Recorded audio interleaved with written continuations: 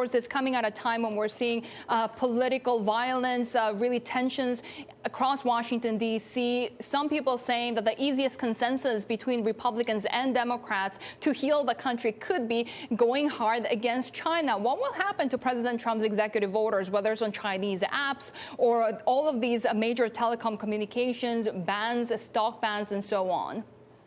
Well, there's no question that during the course of the Trump administration, the U.S. has taken a new and much more aggressive approach to confronting China around some of these technology issues. But I would say one of the things that we try to emphasize is that the reasons for that, both national and economic security-wise, predate the Trump administration, and they will also outlast it. So we do think that Joe Biden and his administration will continue a tougher approach to China than you would have seen, for example, under the Obama administration, in which Biden served as vice president. So that will continue.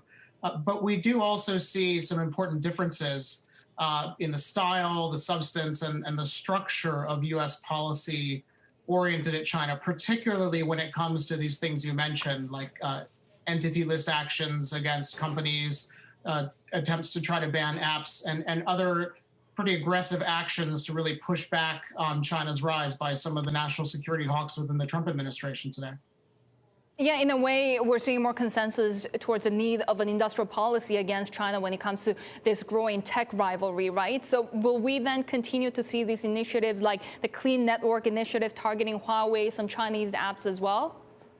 Well, I think that industrial policy is going to be an important part of the U.S. strategy on China going forward. It already is in some sense. The 2021 National Defense Bill, which was just passed by a veto override by Congress, includes setting up funding for encouraging domestic semiconductor manufacturing, for example. Now, it hasn't fully funded it, but assuming that Congress makes those appropriations, you'll have potentially tens of billions of dollars in grants or tax incentives coming in to support advanced semiconductor fabrication facilities here in the United States, where I'm based.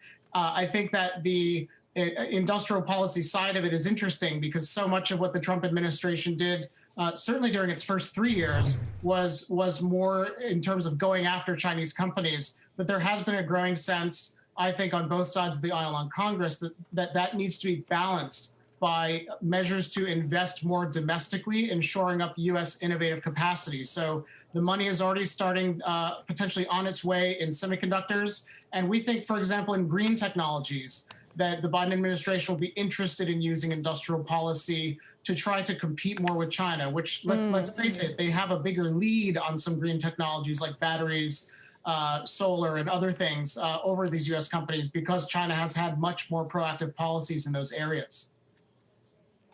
And if nothing but a whole of government approach, right, that they do, you know, for all the criticism, they do that very well in China. Is that something that's required from the US? Because, yes, you've seen the Trump administration get very tough on China, but it's also been a very, you know, ad hoc, quite often chaotic approach when it comes to executive orders and entity lists and things that are not necessarily predictable. Is more predictability in the relationship something that's required going forward?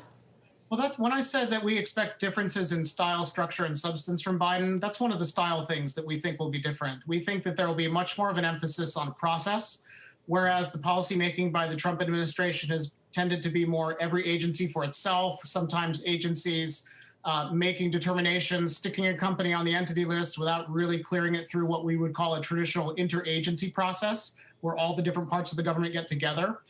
So I think we'll see less haphazard, less chaotic, and maybe a little more orderly, a little more traditional.